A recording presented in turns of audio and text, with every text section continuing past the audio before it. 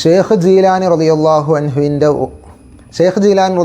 അൻഹുവിൻ്റെ ദർസിൽ പഠിക്കുന്ന കുട്ടിയെ കാണാൻ വേണ്ടി അവൻ്റെ ഉമ്മ വന്നപ്പോൾ ഉണക്കറൊട്ടി കടിച്ച് പറിച്ച് ബുദ്ധിമുട്ടി ഭക്ഷിക്കുന്നതാണ് ഉമ്മ കാണുന്നത്.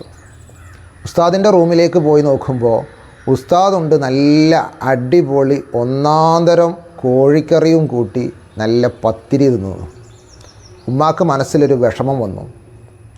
അപ്പോൾ ഉസ്താദാകുന്ന ഷെയ്ഖ് ജീലാനി റളിയല്ലാഹു അൻഹു അവിടെ കടിച്ച് തുപ്പിയിരുന്ന എല്ലാ എല്ലിൻ കഷ്ണങ്ങളും കൂട്ടിവെച്ച് പറക്കാൻ പറഞ്ഞു.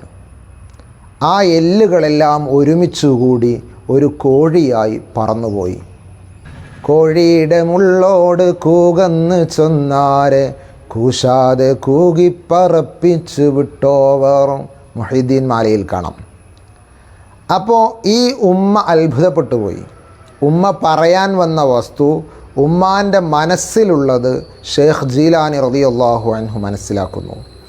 അതാണ് മുഹീദ്ദീൻ മാല പറയുന്നത്, കുഫിയകത്തുള്ള വസ്തുവിനെ പോലെ കാണും ഞാൻ നിങ്ങളെ കൽബാഗമെന്നോവർ. ഇതിനെ ചിലർ വിമർശിക്കാറുണ്ട്. കുപ്പിയകത്തുള്ള വസ്തുവിനെ പോലെ എങ്ങനെയാ അള്ളാഹു അല്ലാത്ത മറ്റൊരാൾ കാണുകയെന്ന്. അത് പരിശുദ്ധ ഖുർആൻ തന്നെ പറയുന്നുണ്ടല്ലോ ഈസ നബി അലൈഹിസ്സലാത്തു വസ്സലാമിനെ കുറിച്ച്. ഈസ നബി അലൈഹിസ്സലാത്തു വസ്സലാമിൻ്റെ സമകാലികർ അവിടത്തെ പരിഹസിക്കുകയും നബിയല്ലെന്ന് വാദിക്കുകയും ചെയ്തപ്പോൾ ഈസ നബി അലൈഹിസ്സലാം കാണിച്ച മുഅ്ജിസത്തുകളിൽ ഒന്നായിരുന്നു അവർ വീടുകളിൽ സൂക്ഷിച്ചതും ഭക്ഷിച്ചതും ഇനി വീട്ടിൽ ബാക്കിയുള്ള സാധനങ്ങൾ വരെ ഇരുന്ന ഇരിപ്പിൽ വെച്ച് പറഞ്ഞു കൊടുക്കുമായിരുന്നു. ധാരാളം സംഭവങ്ങൾ അങ്ങനെ പരിശുദ്ധ ഖുർആനിലൂടെയും ഹദീസുകളിലൂടെയും പറയുന്നുണ്ട്.